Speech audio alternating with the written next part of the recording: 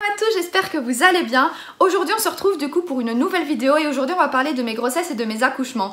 Vous allez voir que j'ai eu 2 grossesses et 2 accouchements complètement différents et donc voilà, vous allez voir tout de suite ça après. Je vous invite à vous abonner et à activer la cloche si ce n'est pas fait et à rester jusqu'au bout de la vidéo car je vais répondre à toutes vos questions que vous m'aurez posées du coup sur mon Instagram. Mais avant ça, je vous laisse tout de suite avec l'intro. C'est parti!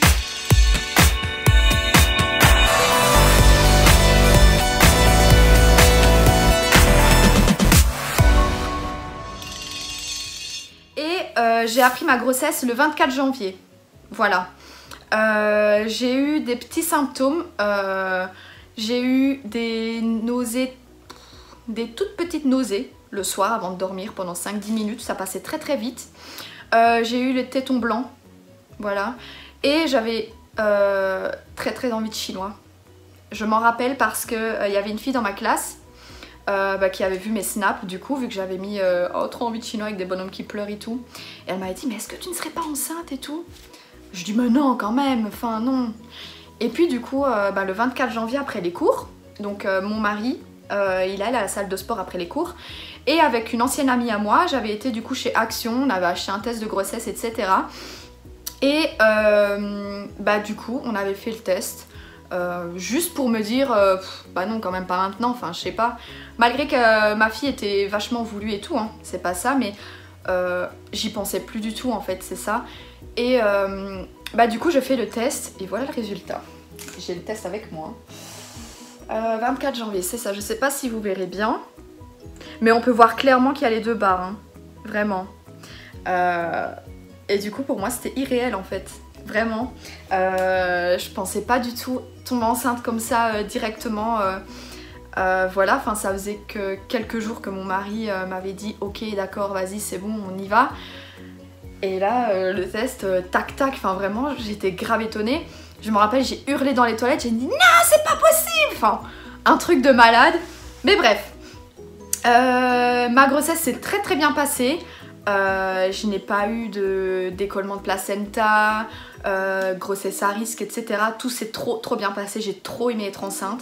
Elle bougeait beaucoup, j'avais un beau ventre, j'avais un peu des vergetures qui avaient éclaté à 38 semaines, un peu sur les hanches, maintenant elle se voit plus. Et j'avais une micro-vergeture comme ça sur le ventre, mais une toute petite, une seule, hein. Pas 2, pas 3, pas 4000, j'en avais une toute petite comme ça sur le ventre. Et du coup voilà, l'accouchement arriva, du coup mon terme était prévu pour le 18 septembre. 18 septembre au soir vers 21 h, je commence à contracter. En plus mon mari le pauvre il devait travailler, il devait se lever à 3 h 30 le lendemain. J'ai commencé à contracter et du coup on a décidé d'aller aux urgences le lendemain parce que je ne voulais vraiment pas, enfin pour moi ça allait passer et tout. Et du coup on y a été le 19 à 14 h. Je me rappelle, c'est ma belle-mère qui m'avait amenée à l'hôpital. Elle s'est même fait flasher, la pauvre. Elle s'est fait flasher à 70 au lieu de 50, je crois, quelque chose comme ça. Mais du coup, voilà, un PV belle maman. Et du coup, on arrive à l'hôpital. Ils me font le contrôle. C'était pas encore le moment, j'étais seulement à 2 cm. Je repars à la maison. Les contractions sont toujours là. Le soir je décide d'y retourner parce que ça n'allait pas du tout. Et de là on y retourne. Et là j'étais à 2,5. 2,5 de large. Je crois c'est comme... Ouais, de large. Et du coup moi j'étais déterminée à faire sans péridurale. C'était vraiment un objectif pour moi. Et du coup je suis tombée sur une sage-femme. Je ne vais pas dire le mot. Elle m'a forcée à faire la péridurale, du coup j'ai pas eu le choix. J'ai fait la péridurale, on m'a emmenée du coup en salle de naissance et du coup elle était trop dosée, mais vraiment trop. Je ne sentais plus rien, j'avais des nausées, sachant que je suis hémétophobe. Maintenant ça va mieux avec mon hémétophobie, mais bon, c'est pas le sujet. Du coup le 20 septembre, forcément, hein, c'était le lendemain, j'étais toujours en salle et là à 15 h 34, ma fille est née, donc l'accouchement ça s'est pas très bien passé, un pire cauchemar vraiment. Mon mari a même cru qu'il allait finir seul avec ma fille parce que j'ai failli mourir. En fait ce qui s'est passé c'est que déjà pour la pousser, il y avait une sage-femme, je me rappelle, hein, c'est hyper traumatisant par contre, hein. Elle était debout sur un tabouret et elle forçait comme ça sur mon ventre. Mais pendant les contractions ça fait atrocement mal, je hurlais. En fait c'est même pas moi qui ai mis au monde ma fille, en fait c'est les sages-femmes parce que il y en avait une là qui était debout à côté de moi et qui poussait sur le ventre comme ça à croire qu'elles avaient pas le time. Du coup voilà, elle poussait fort fort fort sur mon ventre. L'autre qui tirait derrière. En plus de ça elle me fait une épisiotomie, je savais pas du tout, j'étais pas du tout au courant. Donc voilà, ma fille est née, j'ai pu la sortir de moi-même, c'était trop beau, c'était un moment magique quand je l'ai eu sur moi. Elle a pas pleuré, alors on dit toujours que les bébés ils pleurent à la naissance, mais ma première n'a pas pleuré et tout allait bien pourtant. Elle est née à 40 semaines et 2 jours, donc elle est venue 2 jours après terme. Quand je l'ai prise sur moi, j'étais là waouh. Je m'en rappelle, j'ai dit oh, mon bébé, mon bébé, mon bébé. Quand je la sortais en même temps, j'en ai presque les frissons. Et mon mari il était à côté, il s'était couché comme ça, il était en train de pleurer de joie. Ah, c'était vraiment un truc magique, c'était vraiment le seul moment qui était beau parce que avant, après c'était... Maintenant il y a la sortie du placenta, on dit toujours que ça fait pas mal, que ça va tout seul, etc. Pas du tout, pas du tout hein, pas pour ma première grossesse, non ça s'est pas passé comme ça hein. C'est la gynécologue qui a été chercher le placenta, elle a enfoncé jusqu'à son coude, c'est mon mari qui m'a expliqué ça, j'étais pas bien moi. Elle a enfoncé jusqu'à son coude, du coup voilà, pour aller arracher le placenta. J'ai hurlé, mon mari était du coup sur la chaise, il avait la vue sur tout hein. Je ne comprends pas comment ils ont pu mettre mon mari face à ma... Voilà, vous avez compris. Du coup il était face à ça, il a tout vu. Il m'a dit, j'ai vu une giclée de sang, même la gynécologue elle a reculé comme ça, enfin bref on va pas nier les détails. J'ai fait un malaise, je perdais beaucoup de sang, j'ai fait une hémorragie. En plus de ça on m'a fait une épisiotomie, j'étais pas du tout au courant. C'est mon mari qui m'a mis au courant. Quand je suis remontée en chambre plusieurs heures après, j'ai été aux toilettes du coup faire pipi. Et je lui ai dit mais c'est bizarre, ça me fait mal, mais vraiment très mal. Et il me dit oh mais t'as pas senti, on t'a coupé. Je fais pardon. Il a dit mais si ça faisait, ça t'entendais pas, ça faisait cratch. Je fais mais non. Et c'est après quand la sage-femme est venue, elle m'a dit on va faire les soins de l'épisiotomie. Non mais enfin je sais pas, prévenez, non. C'est pour ça que je conseille à toutes les femmes du coup de faire, comment ça s'appelle? Je sais plus comment ça s'appelle mais c'est un papier où vous indiquez du coup tout ce que vous voulez faire ou pas faire pendant l'accouchement. J'ai fait ça pour ma deuxième et si un jour il y a un troisième, je reprends la même feuille parce que c'était magique. Donc le séjour à la maternité s'est très bien passé, j'ai été du coup à Arlon, voilà. J'avais eu des sages-femmes, c'était des amours, vraiment. Et du coup ça s'est bien passé, ma fille elle a fait ses nuits directement. Voilà, ça s'est très bien passé, enfin je sais pas quoi dire, c'était vraiment magique. J'ai fait le baby blues aussi, directement, je l'ai fait jusqu'à ses 5 mois. C'est pas tellement beau, mais voilà, ça s'est bien passé. Maintenant elle a 2 ans et demi, elle parle trop bien, elle a des choses, elle tient ça de sa mère. Alors dès le matin elle fait « À quoi manger ce soir maman ?» Alors ça me fait rire, elle répète ça toute la journée. Pareil le soir, on peut être à table en train de manger, elle va me dire « À quoi manger ce soir maman ?» Du coup elle me fait trop rire, enfin... Elle est trop belle, enfin je l'aime trop, elle a 2 ans et demi et du coup voilà, normalement elle devait aller à l'école le 20 mars, elle était toute contente et tout. Et la pauvre, elle me réclame encore à l'école mais on lui a dit qu'il y avait des microbes dehors et que du coup voilà. J'essaie un peu d'expliquer avec le langage d'enfant, je vais pas lui dire il y a le Covid, c'est un truc qui tue des gens, bim bam boum, enfin... Je lui explique avec des mots d'enfant, je lui dis qu'il y a des microbes dehors, qu'elle peut tomber malade, que c'est quelque chose qu'on ne voit pas, mais que voilà, enfin j'essaie d'expliquer. Mais bref, passons directement à la deuxième grossesse. Il faut savoir qu'avec mon mari, on a toujours voulu avoir des enfants rapprochés, donc on voulait entre 18 mois et 2 ans. Donc je suis tombée enceinte quand ma fille avait 10 mois, donc voilà, ça peut paraître très tôt pour certains. Mais nous on a décidé comme ça, on est très heureux. Donc ma grossesse je l'ai su le 4 août, donc j'étais enceinte de 3 semaines, je sais pas si on verra bien, mais on peut voir quand même qu'il y a bien la marque et du coup j'avais du mal un peu à le réaliser cette fois-ci. J'étais vraiment contente parce que je m'attendais à avoir mes règles, vu que en fait mes symptômes c'était le retard de règles un jour et du coup douleur de règles dans le bas-ventre juste la veille au soir. Du coup voilà, donc, je vous explique, donc ma grossesse ne s'est pas passée du tout comme prévu, donc j'explique. Donc en fait, j'étais enceinte de 4 mois, mon ventre il s'est directement vu et tout, mais le problème c'est qu'il durcissait et il me faisait mal. Vraiment ça me faisait très mal, comme des coups de jus ou je sais pas, ça faisait très mal. Après c'est pas pire que l'accouchement sans péri, mais... mais voilà, ça faisait quand même mal. Et du coup avec mon mari on a décidé d'aller aux urgences. Donc on va aux urgences et lui devait travailler le lendemain matin. Du coup c'est ma belle-mère qui a pris la relève et qui est venue à mes côtés. Donc il y a un infirmier qui vient, qui me met dans un local. Il me fait même pas asseoir, hein, il me laisse debout, lui il était assis. Il me regarde, il me fait vous évaluez la douleur à combien? Je fais bah ça contracte 6 sur 10. Il me dit quoi? Il me dit oh bah vu votre test vous avez pas mal, je vais noter 3. Mais what the fuck, enfin je sais pas, t'es dans mon corps pour savoir chacun? Non, tu mets 6, enfin je sais pas. Du coup voilà, il m'a renvoyé dans la salle d'attente comme un vieux camembert pourri là. Du coup un autre médecin arrive.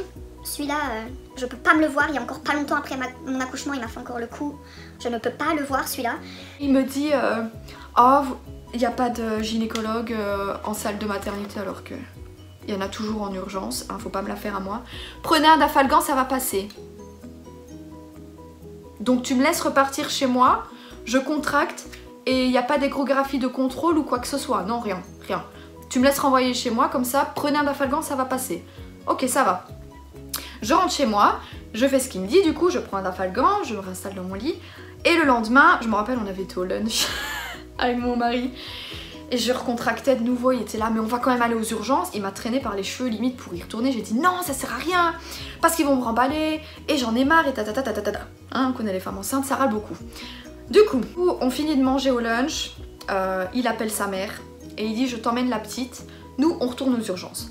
On y retourne aux urgences, et là, je vais du coup, bah j'attends, c'est très long. Mais après il m'emmène du coup en maternité en haut. Et là j'attends encore, on attend plusieurs heures. Je crois que je suis passée à 23 heures, quelque chose comme ça. Il y a un gynécologue qui m'ausculte. Et ouais, à son regard qu'il y avait quelque chose qui n'allait pas. Donc je lui demande et elle me dit je crois que vous êtes dilatée. Avec mon mari on se regarde mais what the fuck, enfin je sais pas. Je suis qu'à 4 mois, hein, faut se calmer là. Hein. Et du coup elle me dit j'appelle le gynécologue de garde. Donc le gynécologue de garde il arrive, je sais plus combien de temps après, mais il arrive. En plus avec mon mari, on était en train de dire ouah juste après on irait bien se manger un McDo et tout. Tiens donc, pas passé comme prévu. Du coup le gynécologue vient, il y avait 2 sages-femmes avec, donc elle m'avait ausculté toutes les 2. Et il m'ausculte et il me dit bah vous êtes dilatée à 2,5, 2 larges. Et du coup je me... waouh, c'est que... c'est une blague. Je sais pas, je veux... bah c'est presque le début du travail là, donc enfin je sais pas. Et du coup il me dit vous avez passé la nuit avec nous. Donc je suis restée à l'hôpital, j'avais pas d'affaires, j'avais rien du tout, rien. J'avais que mes yeux pour pleurer, c'est tout. Voilà. Il va me chercher des affaires, il revient. Et de là on m'installe dans la chambre. Et j'étais vraiment au bout de ma vie, vraiment. J'ai très mal vécu parce que je me suis dit si mon mari ne m'aurait pas retraîné par les cheveux pour y retourner, bah j'aurais perdu ma fille simplement. Et je crois que je m'en serais voulu toute ma vie. Et du coup voilà, bah, je suis restée à l'hôpital plus d'1 semaine quand même. On m'a donné des traitements. Je ne pouvais pas me donner par Baxter parce que c'était encore trop tôt dans la grossesse. Du coup on m'a donné par cachet. Premier cachet, allergie.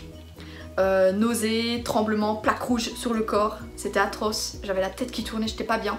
Du coup on a stoppé le premier traitement, on a fait un deuxième traitement, il fait pas effet. Bah tiens donc. Du coup il restait quoi? Eh bah le cerclage. Donc c'est quoi le cerclage? Donc le cerclage en fait, bah on passe au bloc opératoire. On nous fait une péridurale qui m'a fait atrocement mal d'ailleurs. Et il me met le cerclage. Donc le cerclage, il y a le col et il met un fil autour. Je suis restée alitée bah, tout le long de ma grossesse. Je crois sur toute la grossesse, j'ai dû rester 1 semaine couchée. J'arrive pas. Je suis quelqu'un d'hyperactif, il faut que je bouge. Donc tous les jours presque on allait en voiture. Hein. Voilà.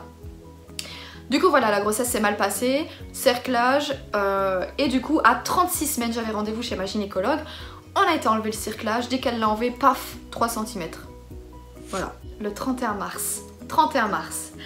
On a été à l'hôpital, vitesse grand V, c'était comme dans les films, je vais vous expliquer ça. Donc lui, il trace sa route, j'étais en train d'hurler dans la voiture, j'avais vraiment mal. Et du coup, je m'en rappelle, on arrivait sur le parking de l'hôpital d'Arlon, donc je sais pas si d'entre vous, il y en a qui sont à Arlon. Donc là, il y a le bâtiment, là, il y a des parkings devant, et puis derrière, il y a encore des parkings qui sont gratuits. Donc il s'est garé là, et juste là, il y a un petit muret. Donc bref, je lui dis, cours, va m'inscrire quand même, parce qu'avec leur ticket comme la boucherie, enfin, j'allais passer dans 4 ans, quoi. Et là, il court, et moi, plus moyen d'avancer. Je me stoppe contre le mur et j'ai une contraction qui arrive et j'étais en train de hurler, j'étais là bref, on aurait dit une vieille truie. Et du coup, c'était comme dans les films, les gars, je vous jure. Il y a des gens qui arrivent, respirez, ça va aller, ça va aller. Et je vois au loin, je vois quoi? J'en rigole, mais c'était vraiment pas drôle à ce moment-là, hein. Je vois quoi? Les infirmiers avec, avec leur gros sac, mon mari qui court et les infirmiers avec les chaises roulantes et tout. C'était trop marrant. Du coup, il m'installe dans la chaise roulante et là, il galope vraiment dans l'hôpital, quoi. Sauf que il y a un truc qui s'est pas passé comme prévu. Avant d'arriver du coup dans l'hôpital, il y avait une petite marche. Sauf qu'on ne l'avait pas vue. Enfin, les infirmiers, celui qui me poussait, ne l'avait pas vue. J'ai un petit peu voltigé par l'avant. Et ce qui s'est passé aussi, c'est qu'il y avait une voiture qui était garée dans le chemin. On ne sait pas pourquoi d'ailleurs. Et du coup, l'infirmier il a dit mince, ça passe pas, il fait oh merde! Et il a rayé la voiture, je me suis dit oh la vache! Oh, et du coup, on m'a monté directement, on n'a même pas fait échographie dans la salle de monitoring, on m'a directement mis en salle de travail. Et là, ils étaient tous en train de me déshabiller et tout. Parce qu'ils pensaient vraiment que ça allait arriver direct, hein. Tiens, ma fille, elle voulait pas venir, hein. Bref, il retire tous mes vêtements, il m'auscule, j'étais à 5 cm. Donc je me dis yes, ça travaille. Sachant que je ne voulais pas faire de péridurale. J'avais lu un livre, j'essaierai de vous mettre l'image ici. Il m'a beaucoup aidé, donc pour celles qui veulent accoucher sans péridurale, ça aide beaucoup, beaucoup, beaucoup. Et du coup, voilà. Les sages-femmes étaient déjà en train d'installer les petits habits de ma fille, etc. sous la lampe chaude là. Et mon mari, il dit mais déjà? Il dit oui, oui, mais ça va arriver bientôt et tout. Et du coup, les heures avancent, il était 4-5 heures du matin, je crois. Les contractions qui commencent à diminuer d'intensité. Enfin, elles étaient moins rapprochées, quoi. Et du coup, à 7 heures du matin, on me remonte en chambre. Donc on me met dans une chambre. On me fait des contrôles monito toutes les heures. Et là, il y a une sage-femme qui vient, elle me dit c'est pas pour tout de suite, vous retournez à la maison. J'étais à dilater à presque 7 cm. Et du coup, bah, je pleurais. Vraiment, je disais mais non, je veux être déclenchée. Enfin, non. Mais elles ont pas voulu me déclencher, tout simplement parce que j'avais noté dans mon... Ah oui, voilà, projet de naissance. J'avais noté du coup dans mon projet de naissance que je voulais un accouchement physiologique et naturel. Je voulais que tout se fasse naturellement. Donc, ben voilà, j'ai pas eu le choix, je suis repartie à la maison alors que j'étais dilatée à presque 7 cm. C'est énorme. Et du coup, donc c'était le 1er avril. Et du coup, bah, les contractions reviennent de nouveau. Mais là, j'attends. Et j'y retourne le lendemain. Donc le 2 avril, j'étais chez mes parents à AB. Et du coup, ma mère, elle était là, ça va arriver. Elle était là, ça va arriver. Et du coup, on décide d'aller marcher. Et on a décidé d'aller chez mes grands-parents. Mes grands-parents, ils habitent tout près de chez mes parents, donc ça allait. Donc on a été là-haut le soir. Et je m'arrêtais à chaque coin de rue comme ça. Et je m'appuyais contre quelque chose parce que j'avais vraiment très mal. Je sentais que c'était plus la même chose. Et du coup, chez ma mamie, je commence à avoir une contraction à table. Puis j'étais là, ouh. Et puis ma mamie, elle me regarde. Qu'est-ce qu'elle me dit? Un truc qu'il faut pas dire à une femme qui accouche. Regarde, elle me dit quoi?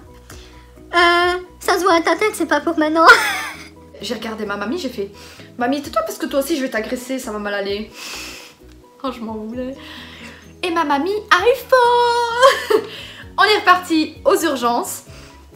Et là, il était minuit, je crois. Je voulais pas y aller en plus. Hein. Encore une fois, c'est mon mari qui a dit on va y aller. Donc c'était en repartant d'AB, en repartant de chez mes parents. Je pensais qu'on allait aller chez nous. Et il m'emmène aux urgences. Donc il était minuit 31. Donc on y va. Elle me fait le monito. Elle me fait le contrôle vaginal. Et là, les contractions, c'était encore pire. On voit sur le monitoring, ça fait comme ça. J'ai dit mais c'est pire que d'habitude, c'est horrible. En plus, sachant que je voulais accoucher sans péri, je me dis waouh, ça fait déjà plusieurs jours que je souffre. Quand est-ce que la fin va arriver vraiment? Du coup, vu ce qui s'était passé la veille, Ils m'ont pas directement mis dans la salle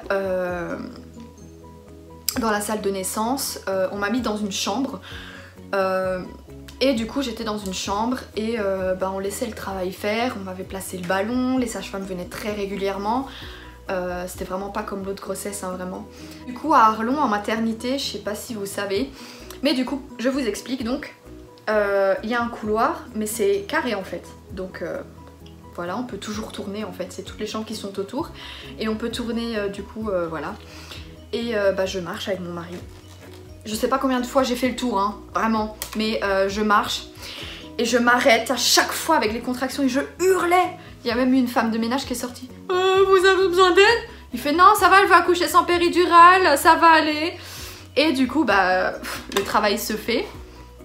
Et là, on savait même pas si j'allais rester. En plus, mon mari, il s'était mis en congé un jour. Mais à force de faire congé, enfin à la fin il en aurait plus eu. Son chef il leur a dit mais tu te fous de moi, enfin je sais pas. Et du coup on n'était même pas sûr encore de rester. Et puis il y a une sage-femme qui est venue du coup recontrôler. Et puis voilà, et puis après je me relève du coup pour faire le ballon. Puis mon mari voit une tache brune, c'était pas important, hein, c'était tout mini. Il me fait je crois que t'as perdu les os. J'ai dit mais non c'est pas possible, enfin c'est des taches de sang, c'est parce qu'à force de m'ausculter toutes les heures, enfin c'est normal. Et du coup la sage-femme elle revient et j'ai décidé quand même de lui en parler. Et elle me fait le test et elle me dit oui c'est la poche. Donc yes, on reste à l'hôpital. On a pris notre temps pour aller à la salle d'accouchement. Je voulais toujours faire sans péridurale. J'étais hyper motivée à toc. 3 jours de travail j'étais toujours là, j'étais grave fière. Même des fois quand mon mari l'appelait ma belle-mère du coup, il y avait la cousine de mon mari qui disait ah oui quand même elle est courageuse. Parce que j'ai eu beaucoup de critiques entre guillemets dans la famille en disant ouais mais tu vas voir dès que tu vas avoir des contractions, enfin on se foutait de moi, dès que tu vas avoir des contractions tu vas pleurer après la péridurale. Du coup de là j'ai eu une sage-femme que pour moi, c'était le bonheur, genre je la remercierai jamais assez pour ce qu'elle a fait. Elle m'a fait couler un bain mousse comme ça, comme un jacuzzi, avec des huiles essentielles à la lavande, ça sentait trop bon, lumière tamisée. Et grâce à ça j'ai pu être dilatée jusqu'à 8 cm. Puis après j'en avais marre de rester là. Et du coup je suis sortie. Et là la poche elle s'est complètement rompue. Et là les contractions étaient déjà violentes hein. Mais alors avec la poche rompue complètement, je peux vous dire que là c'est l'intensité genre c'est 10 000. Elles sont passées au-dessus. C'était 100 milliards. Insupportable. À chaque contraction, je hurlais à la mort. Et dû à mon cerclage, j'ai eu un col très bizarre. Et la sage-femme me dit vous êtes à 9, ça va aller et tout. Et puis elle voulait... En fait j'avais un col qui était... J'avais un bourrelet au col et j'avais le col granuleux. Je sais pas du tout ce que c'est, mais en tout cas c'était un col un peu atypique vu que j'avais eu mon cerclage avant. Et du coup elle me dit je vais essayer quand même de... retirer un peu le bourrelet pour que la tête passe quoi. Et du coup j'ai dit non ça fait trop mal et tout parce qu'elle l'avait fait. J'ai dit horrible. Du coup on a laissé les choses faire. 2 heures après elle était toujours pas là. Et du coup elle a quand même décidé de le faire. Elle a dit je le fais. Elle l'a fait. J'aurais su. Parce qu'en fait ça s'est pas dit. En fait sans elle en fait j'aurais pas accouché directement quoi. Enfin elle aurait pas bougé le bourrelet là, enfin j'aurais toujours été sur la table. Et du coup elle me retire le bourrelet. Et ça fait atrocement mal, je me rappelle, je hurlais. C'est horrible, horrible, vraiment. Et du coup je sors ma fille. Mais bon là elle pleure pas, elle avait aussi beaucoup de graisse encore sur elle. J'ai accouché à 38 semaines et 2 jours. Et du coup voilà elle pleure pas, du coup on attend un peu puisque j'avais vraiment demandé à faire du pot à pot dans mon projet de naissance. Et du coup on fait le pot à pot, j'ai fait la tétée d'accueil. Et du coup après voilà tout a été nickel. Elle a pleuré, enfin on l'a mesurée, on l'a pesée, elle faisait 3 kg 555. Donc c'était un bon bazar. Elle faisait à peine les 46 cm. Elle s'était trompée, la sage-femme, elle avait mesuré 51. Mais pendant une visite de l'ONE, lorsque ma fille avait 2 semaines, elle faisait à peine les 48. Donc voilà, on estime qu'elle était plus petite quand même. Sachant qu'elle flottait vachement dans du 0 mois. Je l'avais dit moi, je l'avais dit qu'elle faisait pas les 51 cm. Mais bref, du coup ça s'est très bien passé. Du coup on remonte en chambre. Du coup forcément la famille est là. Et le moment que j'attendais avec impatience, c'était la rencontre avec ma fille. Les deux sœurs ensemble.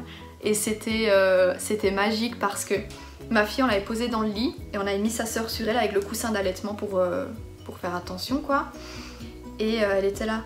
Oh, oh. Et puis elle faisait des doudous comme ça, elle était trop mignonne. Elle avait 18 mois seulement. Alors du coup voilà, c'était vraiment magique. Je me rappelle, c'était le 2e jour.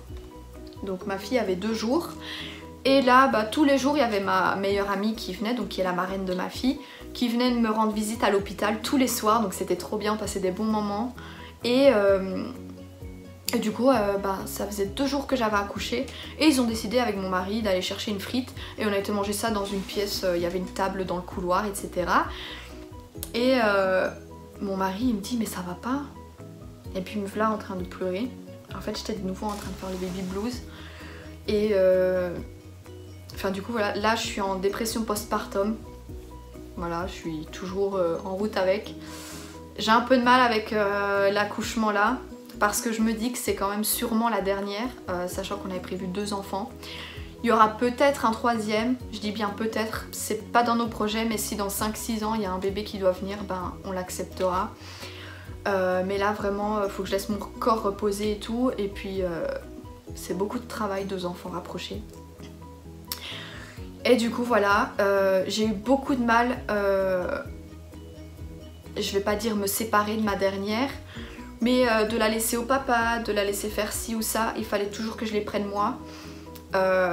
Mes 2 filles je les aime tout autant, mais j'ai eu un lien avec la dernière que je n'ai pas eu avec la première. Je pense que c'est parce que j'ai failli la perdre et que je me suis rattachée à ça. Enfin je me suis dit, je vais plus la lâcher quoi.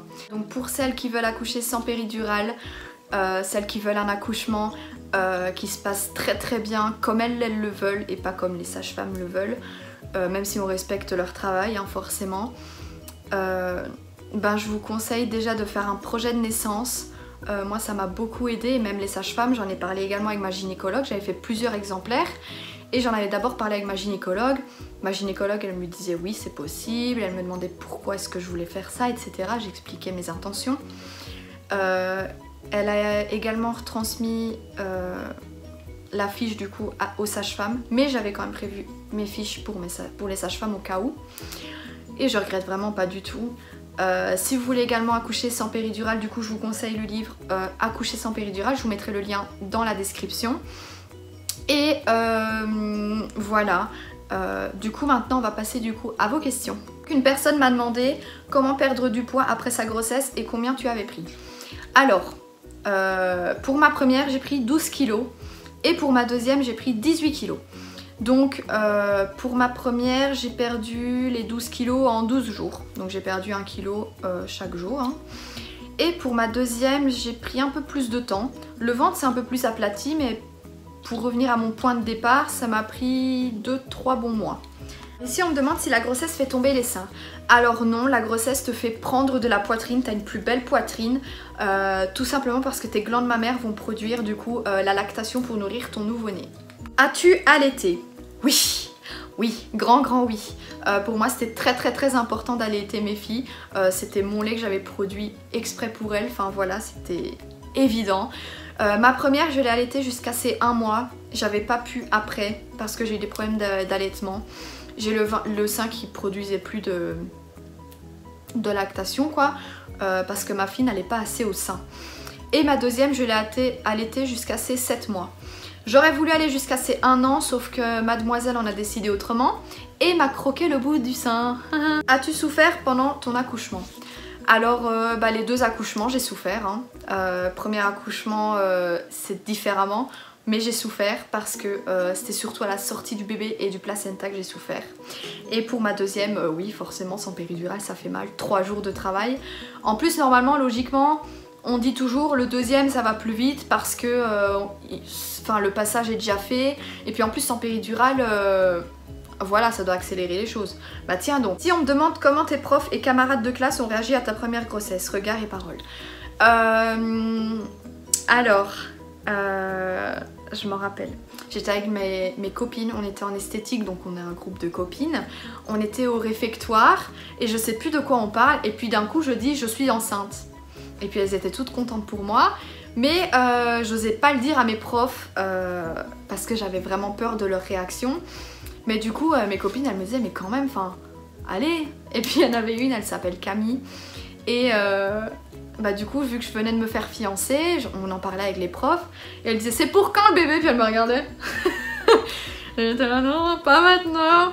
Et du coup je me rappelle, j'ai annoncé ma grossesse à mes profs d'esthétique du moins. Elles étaient à leur bureau et moi je préparais les produits, mais ça faisait déjà quelques jours que je disais non, je veux pas faire ça, enfin je voulais pas être modèle en fait parce que je savais pas ce que je pouvais avoir ou ne pas avoir sur ma peau. Du coup elles m'ont quand même demandé pourquoi et j'ai lâché je suis enceinte. C'est là quoi? J'ai dit bah je suis enceinte. C'est un moment trop gênant. Si on me demande à partir de combien de mois as-tu des perles de lait? Alors pour ma première grossesse c'était vers 5 mois. J'avais le lait qui commençait à perler. Et pour ma deuxième...